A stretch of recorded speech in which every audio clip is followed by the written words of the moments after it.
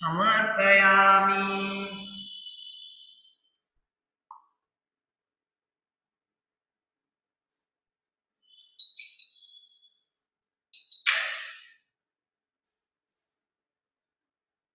ओम महागणपतये नमः।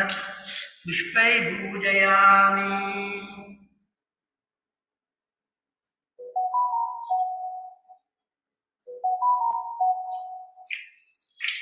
ओम सूर्याय नमः। ओम एकदंताय नमः। ओम कपिलाय नमः। ओम गजगणगाय नमः। ओम लंबोदराय नमः। ओम विघ्नाय नमः। ओम विघ्नराजाय नमः। ओम विनायकाय नमः। ओम धूमकेतवे नमः। ओम गणाध्यक्षाय नमः। ओम बालचंद्राय नमः। ओम गजाननाय नमः। ओम वक्रतुंडाय नमः। ओम शूर्पकर्णाय नमः। ओम हेरंबाय नमः। ओम स्कंदमूर्तवाय नमः। ओम सिद्धविनायकरे नमः। ओम शंकरमोक्ष विनायकरे नमः। ओम आतुपुर विनायकरे नमः। ओम महागणपतिये नमः। नानाविध परिमल पत्र पुष्पाणि समर्पयामि।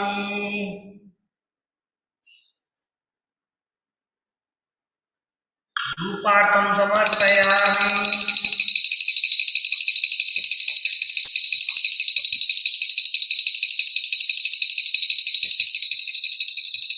दीपार्थं समर्पयामि। अक्षदां समर्पयामि।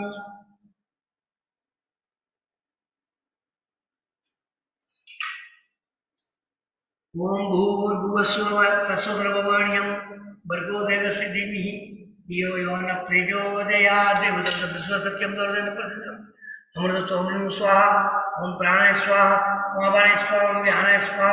उदानाय स्वाहा। ओम समानाय स्वाहा। ब्रह्मणे स्वाहा। महागणपतये नमः। महागणपतये नमः। महागणपतये नमः। प्रगण्डनाट्यचक्र नैवेद्यं समर्पयामि। मध्ये मध्ये पानीयं समर्पयामि। अमृतोपसान्तुत्रावसं समर्पयामि। कर्पूरं समर्पयामि।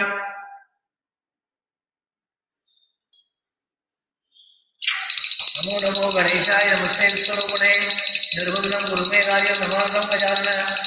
अगजाननवद्मार्गं गजाननमार्निशम् अनेकदन्तं भक्तानाम् एकदन्तम् उपासते। महागणपतये नमः। महागणपतये नमः। महागणपतये नमः। कर्पूरं समर्पयामि। नीराजनं समर्पयामि। नीराजनानन्तरम् आचमनीयं समर्पयामि।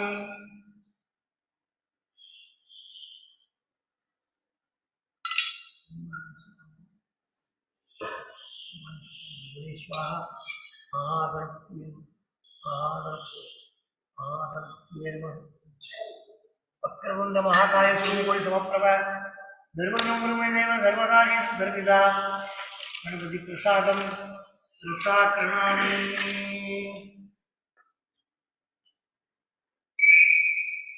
ओम ओम स्व ओम ओम जन ओम तव ओम सत्यम ओम तत्सर्वण्यम भर्गो देवस्य धियो यो न प्रचोदयात्। ओम ज्योतिर्सम्भ्रमस्वरम् ओम पात समस्त दुर्गा त्यात्वरा परमेश्वर प्रीत्यर्थम शुभे सोमने मूर्ते आद्य ब्रह्मण नित्यप्रार्थे दिवेदे वराकल्पे वैवस्वत मन्वन्तरे अष्टाविंशतितमे कलियुगे प्रथमे पादे जम्बूद्वीपे भारतवर्षे भरतखण्डे मेरो दक्षिणे पार्श्वे सगाप्ते अस्मिन् वर्तमाने व्यावावृके प्रवादिनां षष्ट्या संवत्सराणां मध्ये शुभग्रतुनाम संवत्सरे उत्तरायणे वसंत ऋतु ऋषभमासे कृष्णपक्षे अष्टमी तिथियां शुभतिथौ भानुवासरयुक्तायां पूर्वप्रोष्ठापदा नक्षत्रयुक्तायां शुभ नक्षत्र शुभयोग शुभकर्ण देवगुण विशेषण विशिष्टायाम् अस्याम् अष्टमी तिथियां शुभतिथौ मम जन्म पाप जन्म प्रति एतच्चन पर्यन्तं मध्ये संभावितानं सर्वेषां पापानां सत्यापन्नार्थम् अस्माहं सहकुर्माणं क्षेमसद्धर्य वीर्य विजय आयुरारोग्य ऐश्वर्याणां विद्युत्तं समस्तमङ्गलाभ्यर्थं समस्त दुर्गोपशान्तर्थं रमण महर्षि प्रसादेन ज्ञानवैराग्य सिद्ध्यर्थं श्री रमण महर्षि पूजां करिष्ये। पूजा करिष्ये।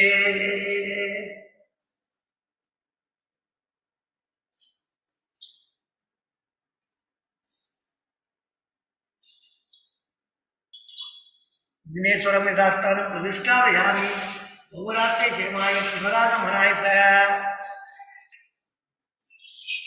सरसस्य मुखे विष्णु कंडेरुद्र समाजित मूले तत्र सिद्धितो ब्रह्मा मातृगणे समृद्धा उषतु सागरा सर्वे सप्तुगा संतुरा ऋग्वेदो यजुर्वेदो सामवेदो प्रकर्मण गंगे सैन्य गोदावरी सरस्वती नर्मदे सिंधु कावेरी जलेस्मिन् सन्निधं गुरु अंगै चैता सर्वे कलसामु समातीर्थ आयान्तु देवोर्जातं दुर्दशकारगा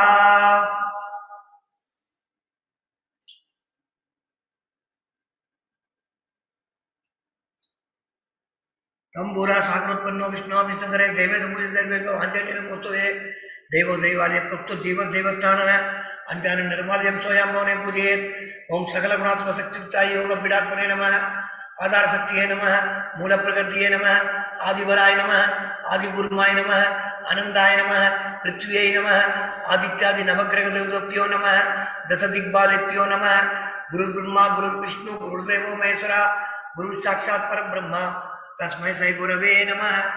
ओम अस्य श्री प्राणप्रतिष्ठामन्त्रस्य ब्रह्मा विष्णु महेश्वरा ऋषिरेकजि सामधर्माणि सन्तांसि सकल जगत सृष्टिगति सम्मार्गाणि प्राणशक्ति परादेवता आम्यम हरिं शक्ति रोम कीलकम प्राणप्रतिष्ठापने विनियोग आम अंगुष्ठाभ्यां नमः हरिदर्जनीभ्यां नमः रोम मध्यमाभ्यां नमः आम अनाभिभ्यां नमः हरिंगर्षिकाभ्यां नमः रोम कर्णपुष्ठाभ्यां नमः आम हृदयाय नमः हरिं शिरसे स्वाहा रोम शिखाय वषट् आम कौसायम हरिं नेत्रदाय वषट् रोम अस्त्रदाय पट् पूर्वस्वरूप दिग्बंध ध्यानम रक्तांबोधिस्थ बोधोरस तरुणसोडकराब्जे पाशंबोधन मिश्रुत्व मणिगुण पंचमानात् विप्राणस्य कपालंतरदातिनवसुरट्या देवी बालार्पणा बहुसुग्री प्राणशक्तिपरान ओम आम हरिं क्रोम क्रोम हरिं माम हम यम रम लम वम सम सम अंश स्वाम स्वाम अंश अस्यामूर्तौ दिवदृष्टुतो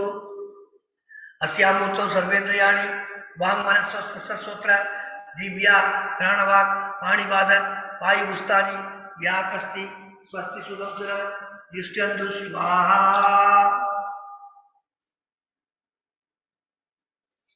अस्य श्री प्राणप्रतिष्ठामन्त्रस्य ब्रह्मा विष्णु महेश्वरा ऋषिरेकजि सामधर्माणि सन्तांसि सकल जगत सृष्टिगति सम्मार्गाणि प्राणशक्ति परादेवता आम बीजम हरिं शक्ति रोम कीलकम प्राणप्रतिष्ठापने विनियोग आम अंगुष्ठाभ्यां नमः हरिंदर्जनीभ्यां नमः रोम मध्यमाभ्यां नमः आम अनाभिभ्यां नमः हरिंगर्षिकाभ्यां नमः रोम कर्णपुष्ठाभ्यां नमः आम हृदयाय नमः हरिं शिरसे स्वाहा रोम शिखाय वषट् आम कौसायम हरिं नेत्रदाय वषट् रोम अस्त्रदाय पट् पूर्वस्वरूप दिग्बंध असुनीदे पुनर्स्पाक्ष सक्ष पुनः प्राणवेणु इदे भोगम योगपस्य में सूर्य मुच्चंदनोदय मर्यादा सृष्टि आवाहितो भव श्रद्धाविदो भव सन्निहितो भव सन्निहितो भव अपकुंडितो भव सुप्रसन्नो भव सुमुखो भव वरदो भव प्रसिद्ध प्रसिद्ध स्वामी सर्वजगन्नाथ यावत् पूजावसानकं तावत् नामेन इंदेस्मिन् सन्निधं गुरु।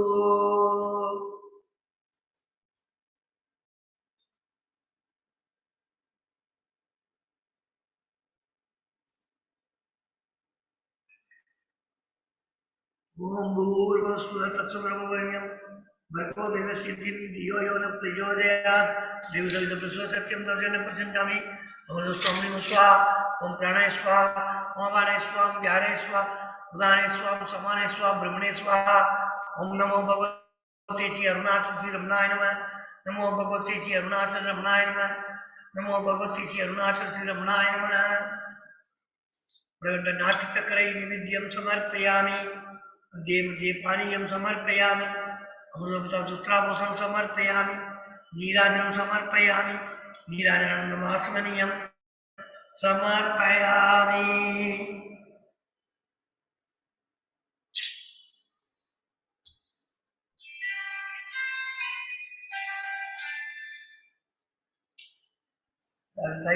Recite Ramanostotra now. श्री गुरुभ्यो नमः गुरु ब्रह्मा गुरु विष्णु गुरुदेव महेश्वरा गुरु साक्षात् परब्रह्म तस्मै श्री गुरवे नमः। अपारदच्चि सुवारि राशोर्यशोर्मिमात्रं भुवनं समस्तं गुणायुधं तं रमणं गभीरं चिन्ताविहीनं हृदि चिन्तयामि। ओम महासेन महोसेन जाताय नमः। ओम श्री रमणाय नमः। ओम गुरवे नमः। ओम अखंड संविदागराय नमः। ओम मौजसे नमः। ओम कारणोद्भवाय नमः। ओम जगत इदावताराय नमः। ओम श्री भूमिनाथास्तलोकिताय नमः।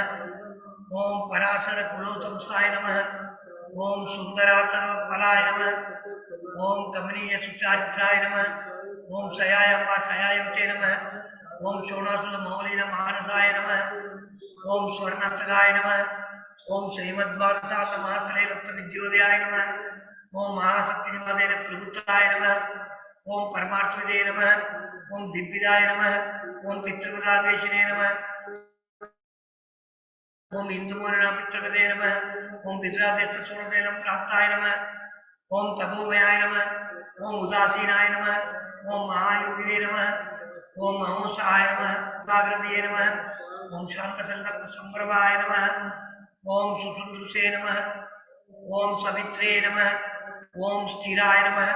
ओम तपस्वीद सर्वंगाय नमः। ओम बुल्लापूज विलोचनाय नमः। ओम चंद्रिका सिद्धार्थी मंडितानिल मंडलाय नमः। ओम चूदवाट्यां समासीनाय नमः। ओम सूर्यदाक्षर विप्रमाय नमः। ओम वेद वेदांत तत्वज्ञाय नमः। ओम पुत्रणे नमः। ओम त्रिगुणाधिकाय नमः। ओम विरूपाक्ष गुहावासाय नमः। ओम विराजत सभाकृतिये नमः। ओम उत्थित नयनाय नमः। ओम पूर्णाय नमः। ओम रसिदासुर तांडवाय नमः। ओम गंभीराय नमः। ओम परमाचार्याय नमः। ओम सुब्रसन्याय नमः। ओम अभयप्रदाय नमः। ओम दक्षिणाधीनिवाय नमः। ओम धीराय नमः। ओम दक्षिणाभिमुखाय नमः। ओम स्वराजे नमः। ओम महर्षिये नमः। ओम भगवते नमः। ओम ईत्याय नमः। ओम भूम विद्या विशारदाय नमः। ओम विमलाय नमः। ओम दीर्घदर्शने नमः। ओम आप्ताय नमः। ओम दुजमार्ग प्रदर्शकाय नमः। ओम समत्रुसे नमः। ओम सत्यत्रुसे नमः। ओम सत्याय नमः। ओम प्रशांताय नमः। ओम अमित विक्रमाय नमः। ओम सुकुमाराय नमः। ओम सदानंदाय नमः। ओम मृदुवासिने नमः। ओम दयार्णवाय नमः। ओम श्री सोणासुर युरुद्भूत स्कंदासन गिजेदनाय नमः। ओम सद्दर्शनोपदेष्टने नमः। ओम सद्भक्त वृंद परिप्लुताय नमः। ओम गणेश मुनि प्रिंकेन सेविता विष्णुरुवाय नमः। ओम गीतोपदेश सारादि ग्रंथ संसिन्न संशयाय नमः। ओम वर्णासन मदादीदाय नमः। ओम रसज्ञाय नमः। ओम सौम्याय नमः। ओम आत्मपदे नमः। ओम सर्वावधि मदत्तानां महाराध्याय नमः। ओम सर्वसद्गुणिने नमः। ओम आत्मारामाय नमः। ओम महाभागाय नमः। ओम मातृमुक्ति विधायकाय नमः। ओम विनदाय नमः। ओम विनुदाय नमः। ओम विप्राय नमः। ओम मुनीन्द्राय नमः। ओम भावगोज्वलाय नमः। ओम दर्शनाथक सम्मारणे नमः। ओम मौनेन स्वप्नबोधकाय नमः। ओम इर्चान्तिकर्षानित्याय नमः। ओम प्रणात्मन्त मोचकाय नमः। ओम अंधस्मेन चंडांशवे नमः। ओम संसारणवतारकाय नमः। ओम सोणादिष्टरे नमः। ओम अर्थ विद्या प्रकाशकाय नमः। ओम अविच्युत निज प्रज्ञाय नमः। ओम नैसर्गिक महातपसे नमः। ओम कमंडलुदराय नमः। ओम सुब्रगविन वसनाय नमः। ओम गुहाय नमः। ओम दंडपाणये नमः। ओम कृपापूर्णाय नमः। ओम पवरोगपिशक्वराय नमः। ओम स्कंदाय नमः। ओम देवतमाय नमः। ओम अमर्त्याय नमः। ओम सेनानिये नमः। ओम पुरुषोत्तमाय नमः। ओम नमो भगवते श्री अरुणाथ श्री रमणाय नमः। ओम नमो भगवते श्री अरुणाथ रमणाय नमः। नमो भगवते श्री अरुणाथ रमणाय नमः। नमो भगवते श्री कार्तिकाय नमः। नमो भगवते श्री मुरुगाय नमः। नमो भगवते श्री वल्ली दैवाने नमः। नमो भगवते श्री सुब्रह्मण्याय नमः। नमो भगवते श्री स्वामीनाथाय नमः। नमो भगवते श्री दक्षिणामूर्तिये नमः। नमो भगवते श्री नटराजने नमः। नमो भगवते श्री भैरवने नमः। नमो भगवते श्री नंदीमहेश्वराय नमः। नमो भगवते श्री शिवपार्वतीये नमः। ओम नमः शिवाय नमः। ओम नमः शिवाय नमः। ओम नमः शिवाय नमः। ओम शिवाय नमः। ओम शिवाय नमः। ओम शिवाय नमः। Let us all recite Udesa Saram. कर्तुराज्ञया प्रापदे फलम् कर्म जिह्वरम् कर्म सज्जनम् प्रीतिमहदतो पदनकारणम् फलमसात्मकम् गदनिरोधकम् ईश्वरार्पितम् नेचया कृतम् सिद्धचोदकम् मुक्तिसाधकम् कायवान्मन कार्यमुत्तमम् भूजनं च चिन्तनं क्रमः जगत ईशदी युक्तसेवनम् अष्टमूर्तिभिः देवपूजनम् उद्यमस्तवा उद्यमन्दद चित्तदं जप ज्ञानमुत्तमम् आद्यधारया श्रोतसाधमम् सरलचिन्तनम् विरलदबरम् वेदभावना सोऽमित्यसो भावनाभिता भावलीमता भावशून्यस भावसुष्टुदी भावनामला भक्तिरुत्तमा तिरुस्तरेमन स्वस्थता क्रिया भक्तियोगबोधाच निश्चितम् वायुरोदना दीयते मन जालभक्षिव रोधसाधनम् चित्तवायव चित्क्रियायुधा कायोद्वयी शक्तिमूलगा लयविनाशने उभयरोधने लयकदम्बुरन् भवति नो मृगम् प्राणबन्धना दीनमानसम् एकचिन्तना नाशमेत्यद नष्टमानसो हृष्टयोगिन कृत्यवस्तिकिं स्वस्तिदं यद दृश्यवारिदं सिद्धमात्मन चित्वदर्शनं तत्वदर्शनं मानसं तु किं मार्गणे कृते नैव मानसं मार्गार्जवं वृद्धयस्त्वहं वृद्धिमाश्रिता वृद्धयो मनो विद्यहं मन अमयं कुतो भवति किन्वद ऐपदत्यहं निजविचारणम् अहमिनाशवा अहमहं दया सुरधीरस्वयं परमपूर्णस इदमहं वदा अभिख्यमन्वहम् अहमिलीनके अप्यल्यसत्यया निग्रहेन्द्रिय प्राणतीतम नामसेकस गज्जडमस सत्ववासिगा चित्ववेदरा सद्दयायिकी चिद्दयायहम् ईशजीवयो द्वेषदीपिता सस्वभावतो वस्तु केवलं देशानद स्वात्मदर्शनम् ईशदर्शनं स्वात्मरूपद आत्मसंस्थिति स्वात्मदर्शनम् आत्मनिर्द्वया आत्मनिष्ठता ज्ञानवर्जिता अज्ञानहीनति ज्ञानहस्तिकिं नादुमन्तरं किं स्वरूपमी आत्मदर्शने अव्यया भवा पूर्णचित्सुखं बन्धमुक्त्यदिं तम्बरं सुखं विन्ददीयजी वस्तुदैविक अहमवेदकं निजविमानकं मातितं तभो रमणवाग्यं महतितं तभो रमणवाग्यं महतितं तभो रमणवाग्यं। नमो भगवते श्रीअरुणाचल नमो भगवते श्रीअरुणाचल नमो भगवते श्रीअरुणाचल।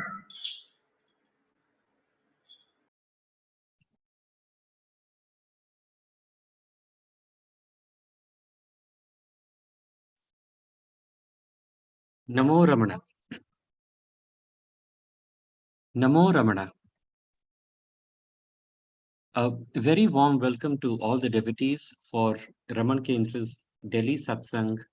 Raman Kendra Delhi's Sunday Satsang with Mr. Michael James.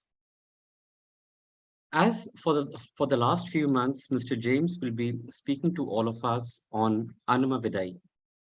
Mr. James's background is well known to all the devotees, so I would not like to take out time from his time availability for us. I would now request Mr. Michael James to kindly address us. Sir. Om Namo Bhagavate Sri Arunachala Ramanaya. Namaskaram. Last time I began to talk about the second verse of Anma Viddai.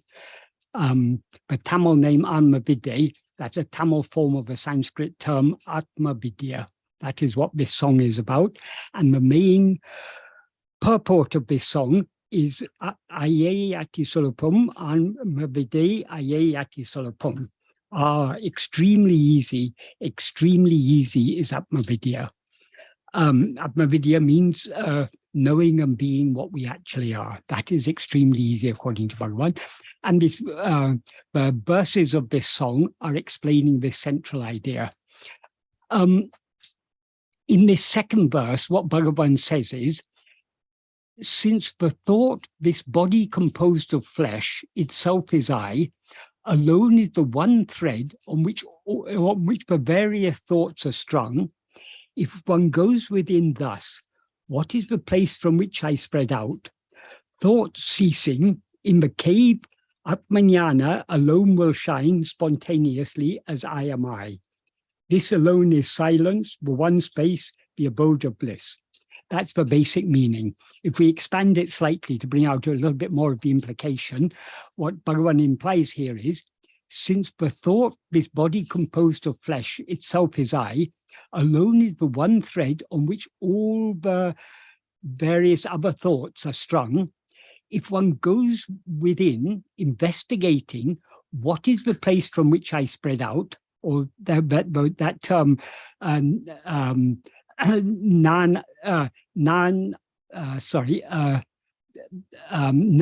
idomedu, that can also be interpreted as who am I, what is my place. The place he's referring to here is the source from which we have risen as ego and spread out as everything else. So if we go inwards investigating our source, what we actually are, all thoughts, including the root thought I am this body, will cease or depart. And in the cave here refers to the cave of one's heart, in other words, our own, in the very core of our being, Atmanyana, pure self-awareness, alone will shine spontaneously or as oneself as I am I. That is, as awareness of ourself as ourself alone. This alone is mona or silence, the one space, implying the one space of pure awareness, the abode of bliss. Therefore, are extremely easy, Atma Vidya are extremely easy. So this is the verse. Last time I began by explaining the first clause, in which what Bhagavan means by saying, and why he says the thought, this body is I, or this body composed of flesh itself is I. This thought is the one thread on which all the other various thoughts are strung. I explained that.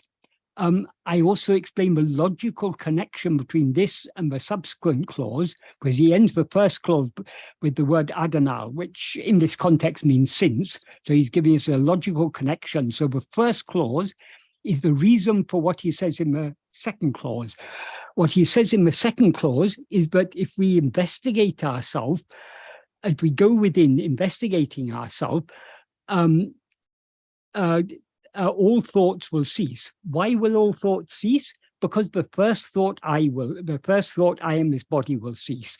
That is, this thought I am this body is ego. That is, it is ego that is aware of itself as I am this body. So long as we are aware of ourselves as I am this body, we are consequently aware of other things. All other things are just other thoughts. So all other thoughts exist only in the view of this first thought, namely ego. So, and we seem to be ego only when we are looking outside instead of looking within. If instead of looking outside, if we look within to see what we actually are, this ego will subside and disappear. As he says in verse 25 of Uludunaptu, Tedinal autem pidicum. If sought, it takes flight. So ego will disappear. And when ego disappears, all other thoughts will disappear along with it, because all other thoughts exist only in the view of ego. And when all thoughts thereby cease, what then remains shining is Atmajnana, the pure awareness, a pure self-awareness, which is always shining as I am I. So I explained that last time. And I'd also given I explained some analogies that Bhagavan gave to illustrate why ego will cease to exist if we investigate it. That is, the analogies he gave were the analogy of the bridegroom's friend, or the wayfarer who posed as a friend of the bridegroom and who had enjoyed himself for 5 days at the wedding feast, bossing over everyone, because each party, the bride's party thought he belonged to the bridegroom's party, and the bridegroom's party thought he belonged to a bride's party. So he duped both sides, and he had a very good time. But when the wedding came to an end after 5 days, and they began inquiring, who was that very helpful young man who came with you? The bridegroom's party said, no, we thought he would belong to your family. He's nothing to do with us. When they began to inquire about who he actually was, he quickly got scent of it and he quietly slipped away. Such is the nature of ego. Ego will rise, stand, flourish, and boss over us so long as we assume it has some place here, assume that it belongs here. But if we begin to investigate it, it will, because it is not real, it will quietly slip away. As he says in verse 25 of Uludunaptu, Tedinal autem pidicum.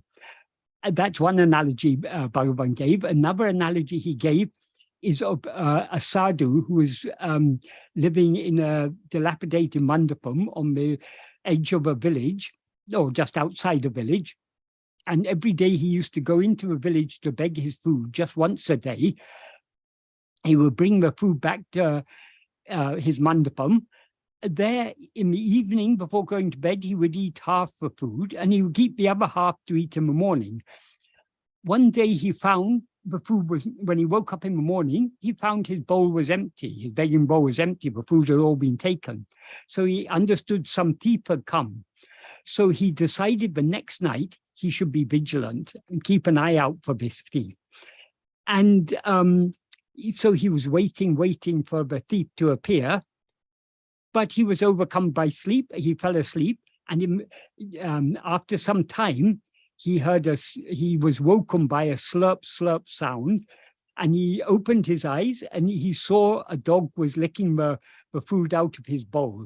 So as soon as he opened his eyes and looked at it, the dog ran away. So the next night he decided to be more vigilant. He thought, I shouldn't fall asleep. So he lay down and he closed his eyes as if he was sleeping, but he was taking great care to keep awake. And after some time, he heard a soft, the soft sound of the dog coming into the mandapam and coming close to his bowl. So he opened his eyes. As soon as the dog saw him opening his eyes, the dog stopped. He looked at him for a while and slowly retreated and slinked away. So the next night also, he was very vigilant. And the dog was more cautious this time because he knew he was being watched. So he came up to the edge of the mandapam. He peered in the mandapam. He saw the sadhu was looking at him. And so he slipped away. The next night, he didn't even come. He didn't even enter the mandapam. From a distance, he looked in He saw the sadhu was looking at him, so he slipped away. And eventually he stopped coming because he saw every time he came, the sadhu was looking at him, so he kept away. Bhagavan said, likewise, this ego does all sorts of mischief, so long as we don't attend to it. But all we have to do is to look at it. As soon as we look at it, it stops all its mischief. And the more we vigilantly we look at ego, the more it retreats, and eventually it'll cease coming back. It'll retreat and subside back into its source. So this is why Anma Viddai is so easy. All we have to do is to keep a careful watch on ego, careful watch on this I that rises as I am such and such a person. If we keep a watch on this I, in other words, if we attend to ourselves, ego will not rise. That is, to the extent to which we attend to ourselves, ego will subside, and eventually it will merge back in its source. So this is and when ego merges, since all other thoughts exist only in the view of ego, when ejgo merges, everything else will merge along with it. And what will then remain is what alone is real, what we actually are, which is the Atmajnana, the pure awareness, which always shines as I am I. So I'd explained all this last time. Now, now I'll go on from where I left off last time. So when ego and all other thoughts cease as a result of our going within, investigating the source from which we spread out, Atmajnana will shine spontaneously as I am I. This is the main, in the third clause of the sentence, this is the main idea. So that is, when all thoughts cease along with their root, namely ego, which is the thought, I am this body, what will then remain shining is only pure self-awareness, Atmajnana, which is always aware of itself as it actually is, namely as I am only I. As Bhagavan implies in the main clause of this first sentence, na idum edu endru ulponal ninevugal poi nan ena guheul tanai tiharum amajnaname. What that means is, if one goes within, investigate, the word investigating is not there, but it's implied. If one goes within investigating what is the place from which I spread out, thought ceasing in the cave, meaning the cave of the heart, Atmajnana will shine spontaneously as I am I. Here, guhe, cave, is a metaphor for the heart, the innermost core of ourself.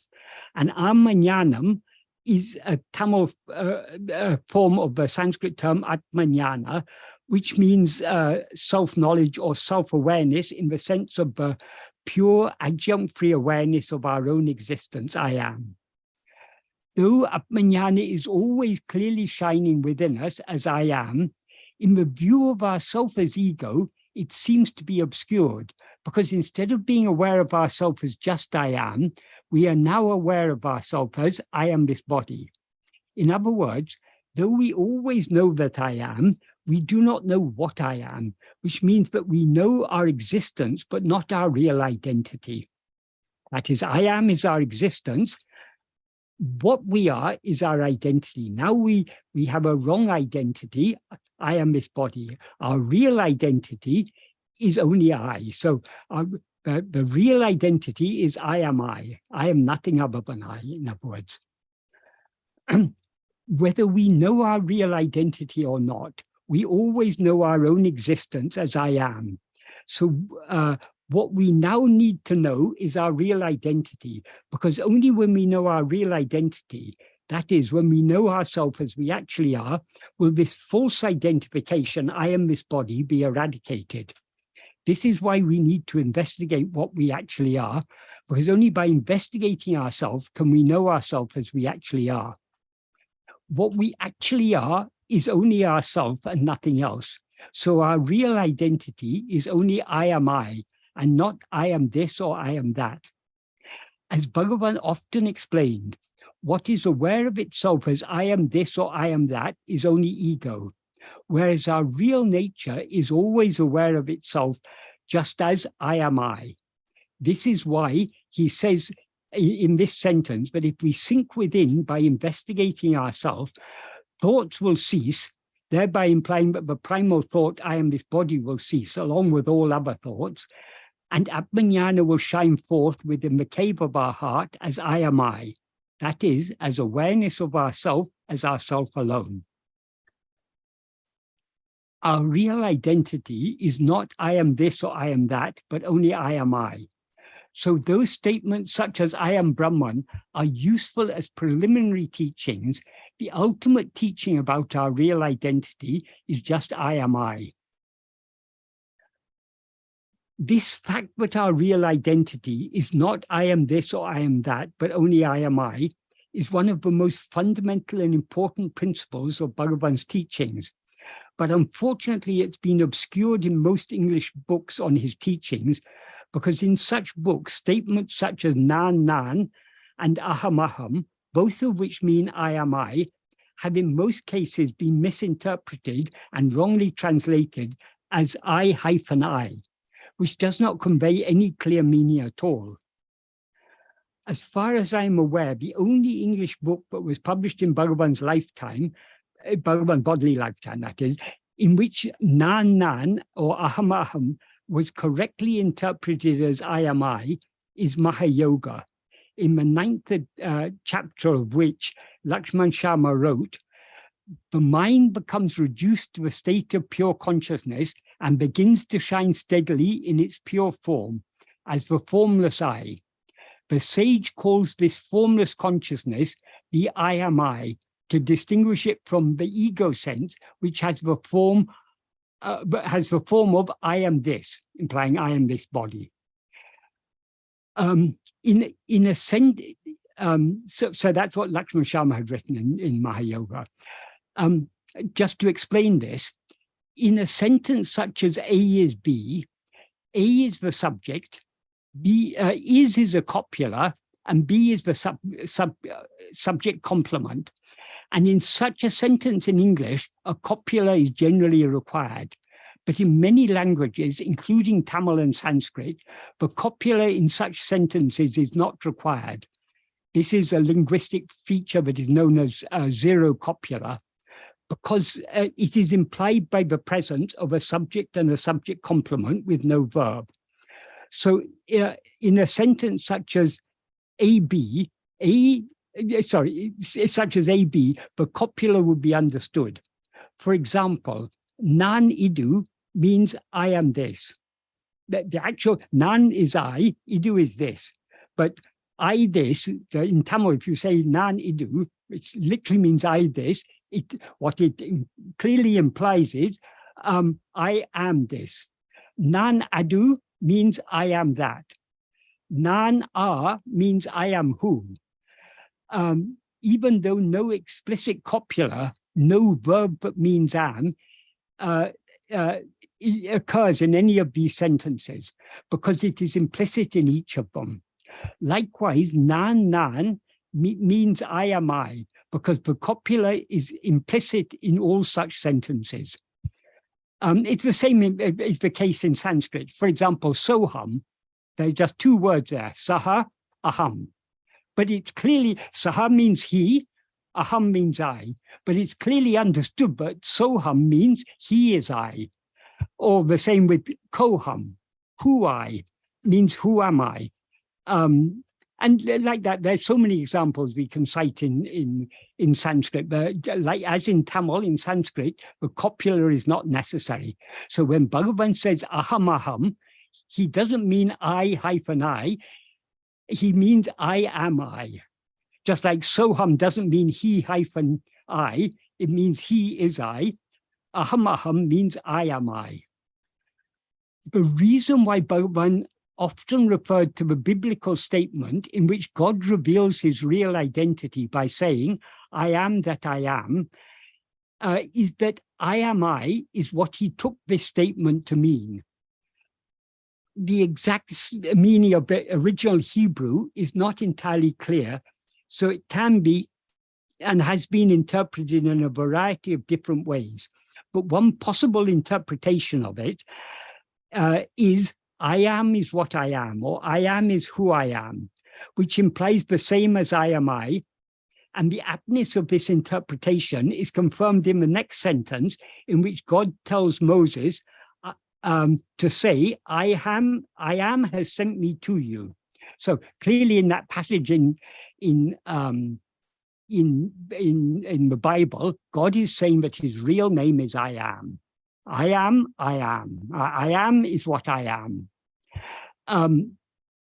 This is why Bhagavan sometimes said that this biblical sentence is the greatest of all the Mahavakyas. Mahavakyas means great statements that proclaim our real identity. Thereby, Bhagavan implied that it is a more apt expression of our real identity than any of the four Mahavakyas of the Vedas, namely Prajnanam Brahma, pure awareness is Brahman, in the Aitreya Upanishad, I am Atma Brahma, this self, this very self is Brahman in the Mandukya Upanishad, Tattvamasi, that you are in the Chandogya Upanishad, and Aham Brahmasmi, I am Brahman in the Brihadaranyaka Upanishad. So why do in the Upanishads is it expressed in this way? That is, so long as we are looking for something called Brahman or God outside ourselves, we need to be told that God or Brahman is nothing other than ourselves, because then only will we stop looking outside and instead turn our attention back within to investigate ourselves alone. So this is the purpose and aim of each of the four Mahavakyas of the Vedas. However, we need to be reminded that we are Brahman only so long as we still have a tendency to think of Brahman as anything other than ourselves. Once we have understood and are firmly convinced that we are Brahman, we will understand that since the word Brahman refers to nothing other than I, the implication of statements such as I am Brahman is just I am I. That is, the word Brahman becomes redundant once we have truly understood that it means nothing other than I, because I is the most direct and natural way for us to refer to ourselves. Why should we continue to think or talk about Brahman once we have understood that there's no such thing as Brahman other than I? If we are not yet sufficiently convinced that we are Brahman, it may be helpful to remind ourselves that we are Brahman, or that Brahman is ourself. But once we are firmly convinced that Brahman is nothing other than I, we will stop thinking about Brahman as if it were anything other than ourselves, and will instead try to attend only to I. As Bhagavan says in verse 36 of Uludunapadu, Nam udul endru enin, allam nam adu, endru ennum adu, nam aduva nippadaku nal tuneye arm. That means if we think that we are a body, thinking no, we are that, will be just a good aid for us to stand as that. However, he goes on to say, endrum nam adu endru enuvdu ein. The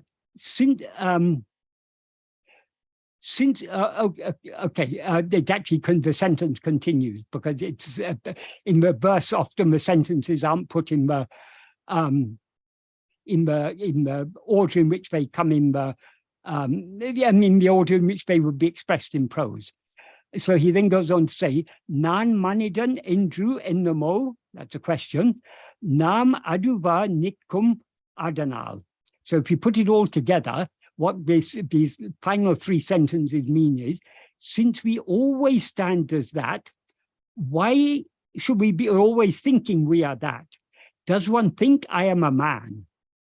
That is, if we slightly expand the meaning of this verse to bring out the implication, if we think that we are a body, thinking no, we are not this body, we are that, Brahman, will be a good aid for reminding and encouraging us to stand firmly as that.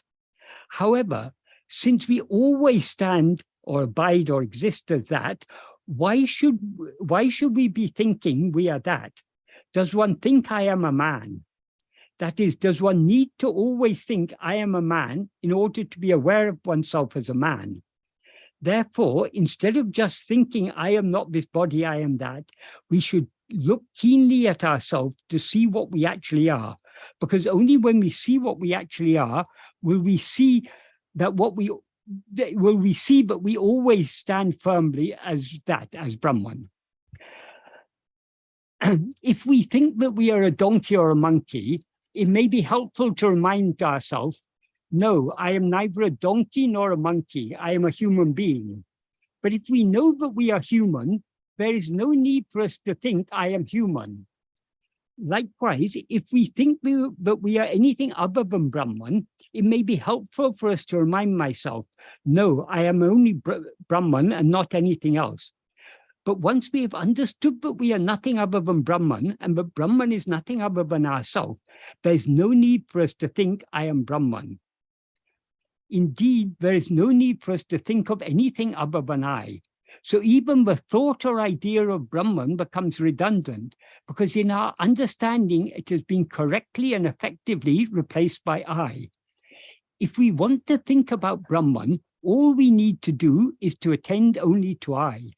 Attending to anything other than I, even to a thought of Brahman, is not meditating on Brahman, but meditating on something else, because there is no Brahman other than I.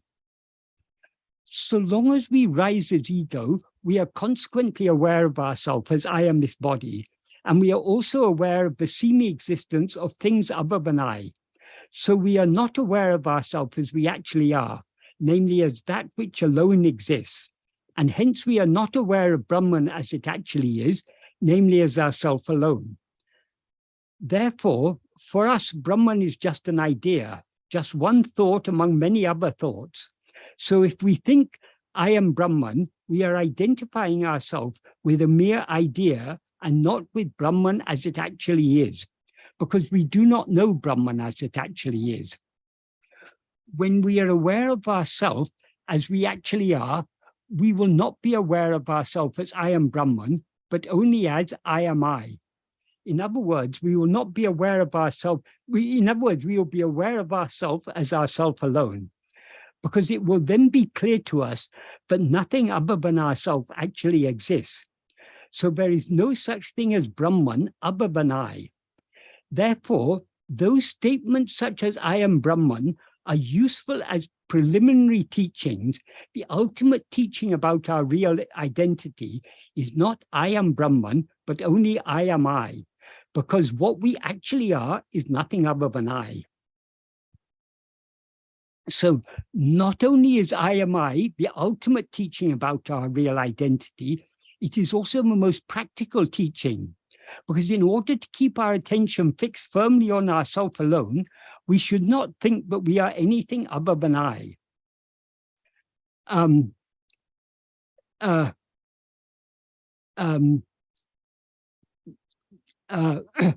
That is, once we've clearly understood that we are nothing other than I, we will have no inclination to think about anything or investigate anything else. So long as we think I am Brahman, our attention is liable to be diverted away from ourselves towards the idea of Brahman.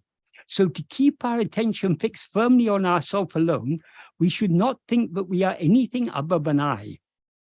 This is why Bhagavan used the statement nan nan or aham aham, I am I, so frequently to point out what we actually are, and why we can conclude without the least shadow of doubt that this is indeed the Ramana Mahavakya, the great statement Mahavakya, by which he proclaimed our real identity, and which lies at the very heart of his teachings and pervades all of them, both explicitly and implicitly. That is, the reason he emphasized this Mahavakya, I am I, rather than any other Mahavakya such as Aham Brahmasmi, I am Brahman, or any equivalent such as Shivoham, I am Shiva, or Soham, I am he, is that the principal and ultimate aim of all his teachings is that we should focus our entire attention only on I, and not allow ourselves to be distracted by anything else, not even by the thought of Brahman or God. Because what Brahman or God actually is nothing other than I. And still more importantly, what we ourselves actually are is nothing other than I. Since nothing other than I is real, and since we ourselves are nothing other than I, we can know what is real and what we actually are only by attending to I, and not by attending to anything else whatsoever. So he never tired of reminding us, but what we are is only I. Nan, nan, aham, aham, I am I. God or Brahman is what shines eternally in our heart as I am I. So when we're aware of ourselves as we actually are, we will not be aware of ourselves as I am Brahman or I am God, but only as I am I. For example, in the Mangalam verse that he wrote for his Tamil translation of Viveka Chudamani, he implies that the means to eradicate ego, which is the root ignorance, mula avidya, I am this body, is to remain always joyfully fixed in the feet or state of God, who is what shines eternally in our heart as I am I. What he says in this verse, this Mangalam verse for his Tamil translation of Viveka Chudamani is, Ahamenum mula avidya ahandrida. That means to remove or so that the mula avidya, the root ignorance, original ignorance, called I, in other words, ego, may depart. Aham aha, allum pahal ara, aham ole, atma devan, padatinil, aham mahuru, aha, anisum ramikave. What that means is, for the root ignorance called I to depart, so may we always delight as inner joy in the feet of Atmadeva, who shines without night and day in the heart as I am I. That is the mula avidya, but he refers to here, is the root ignorance or original ignorance. He says it is ahamena mula avidya, it's called I. In other words, it's called, what ego is what is called the mula avidya. And in order to get rid of this mula avidya, what is required is for us always to delight as inner joy in the feet or state of Atmadeva, who is what shines without night and day, that is, without appearing and disappearing, without rising and subsiding, in the heart as I am I.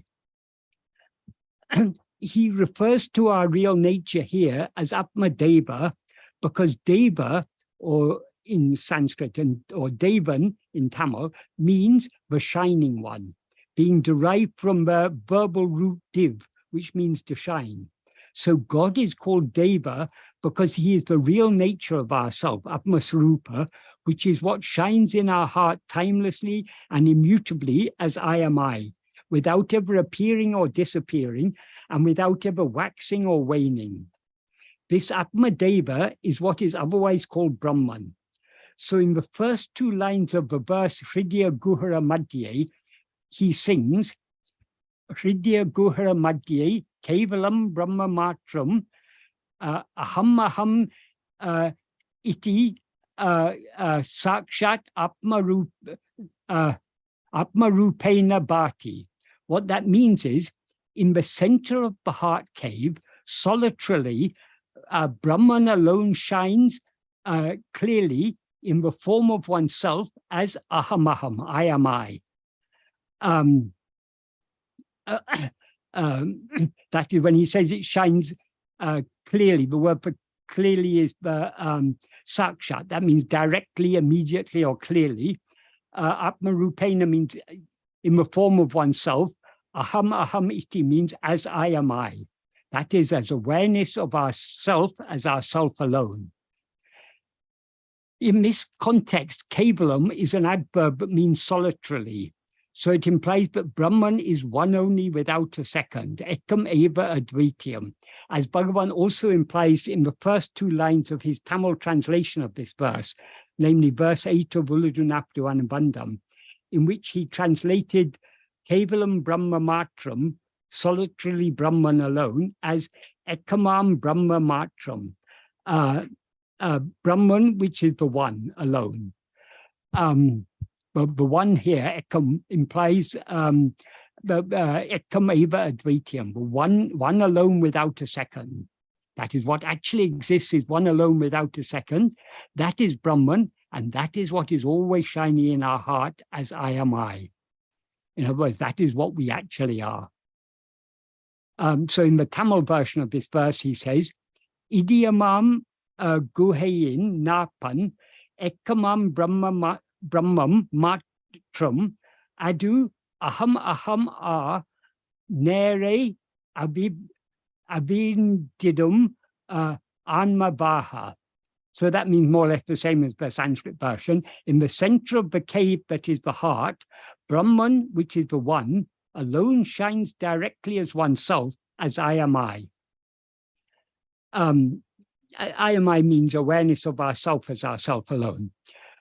Brahman alone shines directly as ourself in the sense that it is what we actually are. But Brahman is not aware of itself as I am Brahman, but only as I am I, because in its clear view, it alone is what actually exists. So it is aware of itself as nothing other than itself, namely I am I. Therefore, since Brahman alone is what we actually are, when we're aware of ourselves as we actually are, we will not be aware of ourselves as I am Brahman, but only as I am I. As Bhagavan implies not only in this second verse of Anma Viddai, but also in verse 20 of Upadesha Undiyar and verse 30 of Uludunapdu, which we'll see later.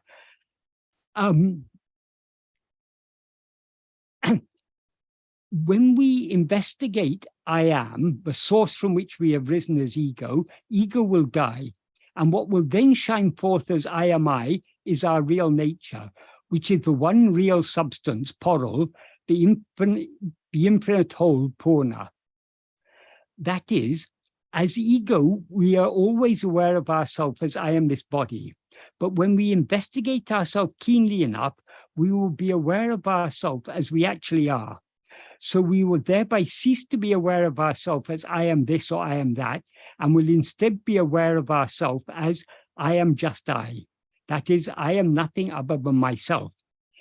In other words, ego will be eradicated as soon as we see what we actually are by means of self-investigation, as Bhagavan implies in verse 19 of Upadesha Undiyar.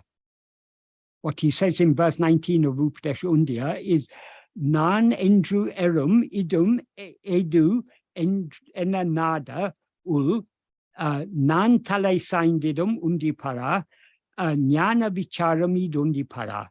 What that means is, when one investigates within what the place is from which one rises as I will die. This is jnana vichara. Jnana here means awareness. Jnana vichara means awareness investigation. The awareness we have to investigate is the awareness that is ourself. In other words, what he refers to here and in some other places as jnana vichara is atma vichara. Because the jnana we are to investigate, the awareness we are to investigate is only ourself. What he refers to here as nan endru erum idum, the place from which one rises as I, or the place from which it rises as I, is our real nature, Atma Swarupa, which is what always shines within us as our fundamental awareness of our own existence, I am. So investigating this place, of his place, he's using the term place metaphorically, means keenly attending only to this awareness I am, which is why he calls this investigation jnana vichara, which means awareness investigation. When we attend to this fundamental awareness I am keenly enough, our attention will thereby be withdrawn from everything else. So we will then be aware of nothing other than ourselves. This state in which we are aware of nothing other than ourselves is the state of pure awareness, Suddha Chaitanya, which is what we actually are. So since ego is just the adjunct conflated awareness, I am this body, as soon as we experience ourselves as just the pure adjunct-free awareness I am, ego will thereby be eradicated, as he implies by saying nan tale saindidam, which literally means I will be headbent, but which is a colloquial way of saying I will die. What we actually are is Sat-Chit. Sat-Chit means Sat is pure being or existence. Chit is pure awareness. So Sat-Chit is existence awareness. That is what we actually are. And that is our fundamental awareness of our own existence, I am. So when we're aware of ourselves as we actually are, we will be aware of ourselves as just I am I, as he implies in the next verse, namely verse 20 of Upadesha Undiyar. What he says in this verse 20 is, Nan ondru tana tu, nan endru ondru, adu tana ha tondrinum, tondrume undipara, tanadu pundramam undipara.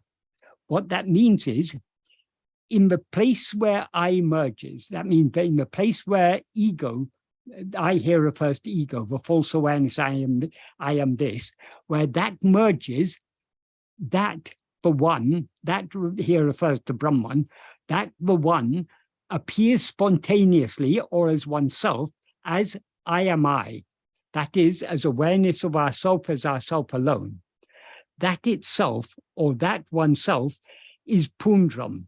Pundram is a Tamil form of the Sanskrit word Purna, which means the infinite whole or entirety of what is.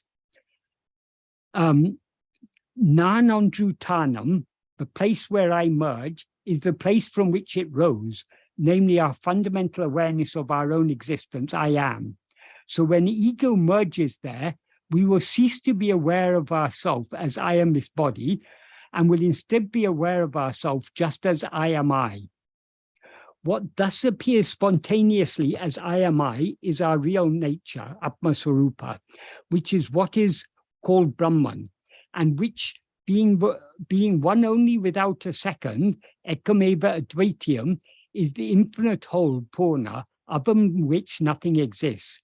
As Bhagavan implies when he says, Nan endru ondru adu tanaha tondrume, tan adu pundramam. That the one appears spontaneously as I am I. That itself is the whole.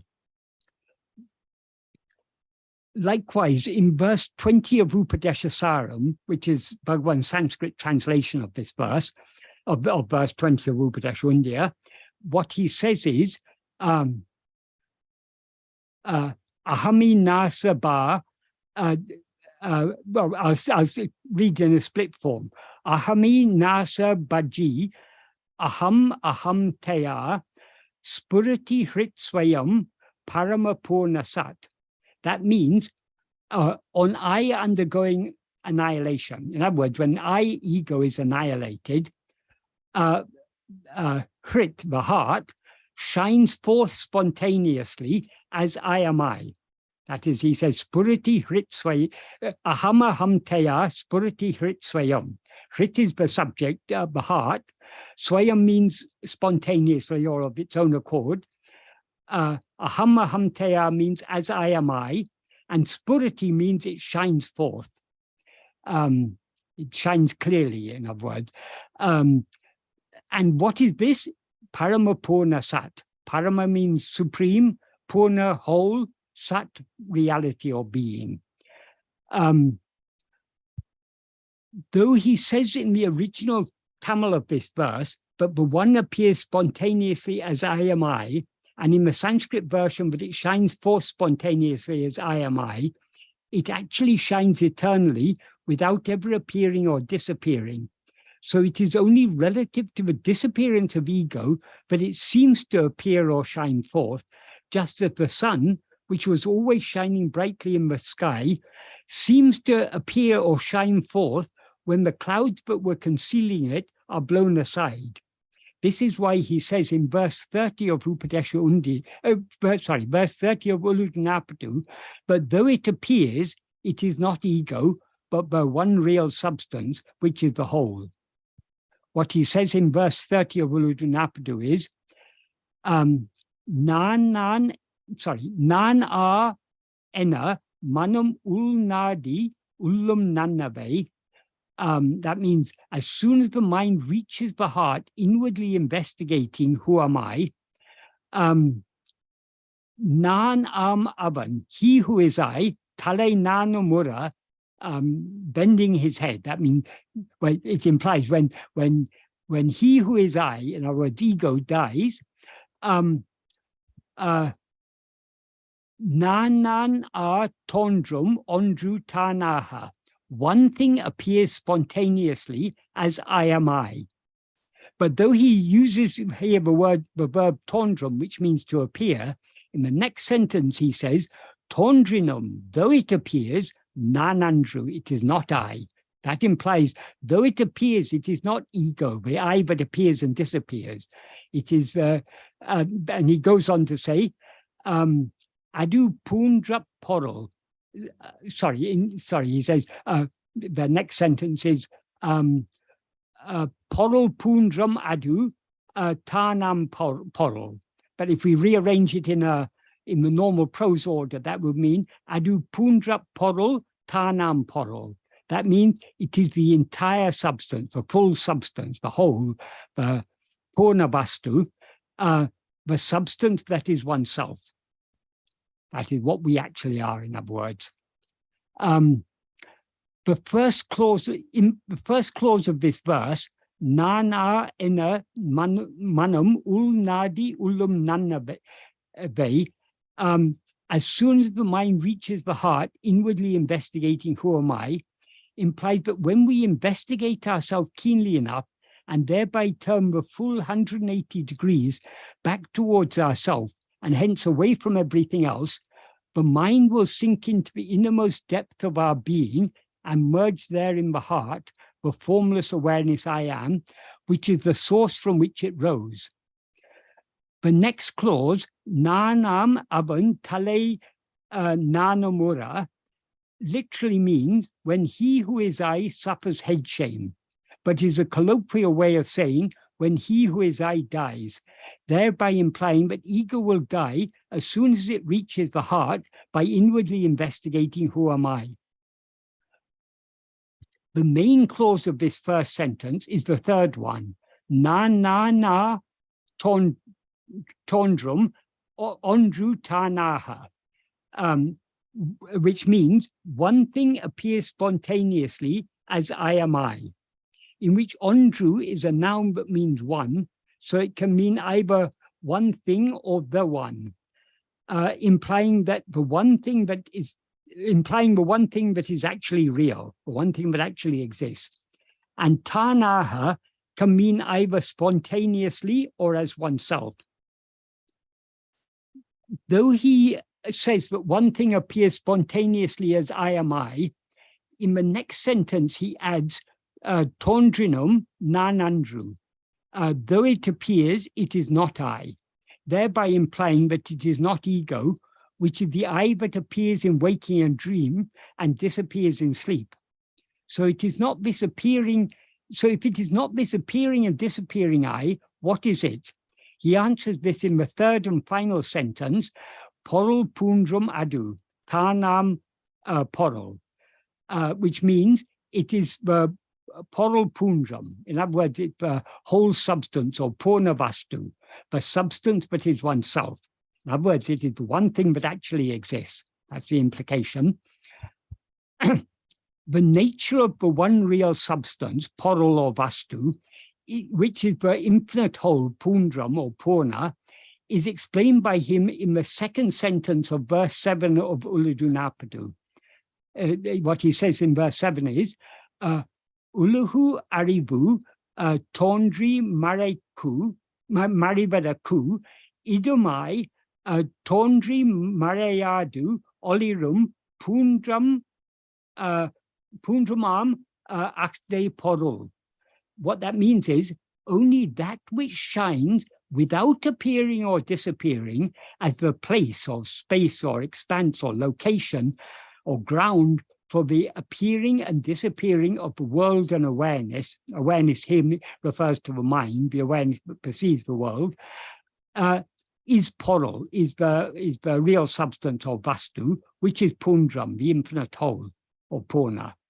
Since Pundramam Poro, the substance which is the whole, shines without appearing or disappearing, why does he say in verse 30 of Upadeshundya, in verse 30 of Ulladu and also in verse 20 of Upadeshundya, but it appears spontaneously as I am I? It does not actually appear, but so long as we rise as ego, from the perspective of ourself as ego, our real identity, namely I am I, seems to be obscured by the false awareness, I am this body. So when we investigate ourselves keenly enough and thereby see ourselves as we actually are, our real identity, I am I, seems to appear anew. But as soon as it appears, it ceases to seem new, because we recognize it to be our eternal and ever undiminished awareness of ourself as ourself alone. In other words, what momentarily appeared as if it were a new and fresh clarity of self-awareness, Purana, is instantly recognized to be what is natural, sahaja, being what we always actually are. Have any questions come in yet, either here in the chat or on YouTube?